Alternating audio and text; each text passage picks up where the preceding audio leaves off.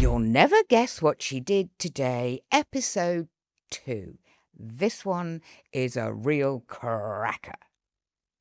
You'll never guess what she did today. I went upstairs and she was hanging him out of the bedroom window, Michael Jackson style. Now, she didn't say that. I just added it for, visual clarity.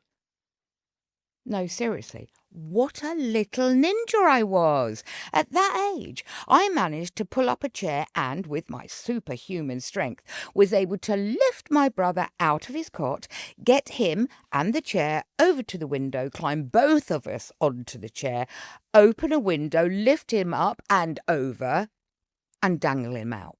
Now, all of you can clearly see how ridiculous these stories were, but I was only 2.5, and these stories were being repeated over and over and over again to anyone that would listen. So for me, the seeds were being sown. They were becoming a part of my psyche.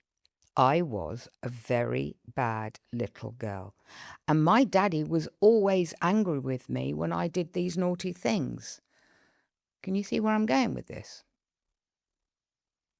Even in my teens, I could be sitting at the top of the stairs so I could find out what dastardly deed I'd got up to that day, because when Dad came in from work, she always greeted him with, "You'll never believe what she did today." And I'd be sitting there thinking, where the hell was I when I was doing all these things? Other signs of what was to come started to silently reveal themselves, but they went unnoticed, or they certainly were never remarked on. For instance, Mum never ever got up to make us breakfast or see us off to school. She was never there to make sure we had the right books or our PE kits, the normal mum stuff. Instead, every single morning, I had to make her a cup of very strong tea and take it up to her, leave it on her bedside table without disturbing her. And every day I knew, as sure as eggs were eggs, that cup of tea would still be exactly where I'd left it, untouched and stone cold, when I got home from school. I protested no end, because what was the point of me making her the tea? But no, it fell on deaf ears, and every day I had to go through the same ritual. Me, not my brother. Just saying. There was, however, one exception, and this was my very first day at secondary school.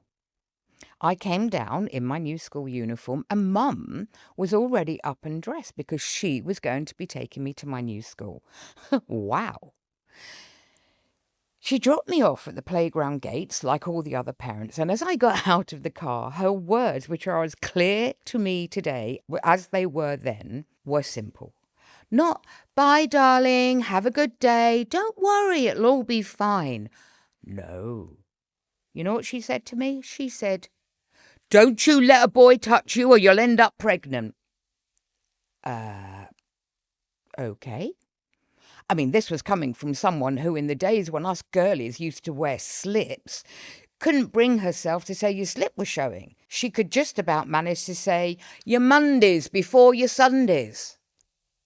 And yet here she was, yelling through the car window, warning me not to get pregnant. When it finally came, she even referred to my period as my friend. "Have you got your friend? Never are you on your period." Friend indeed. Huh.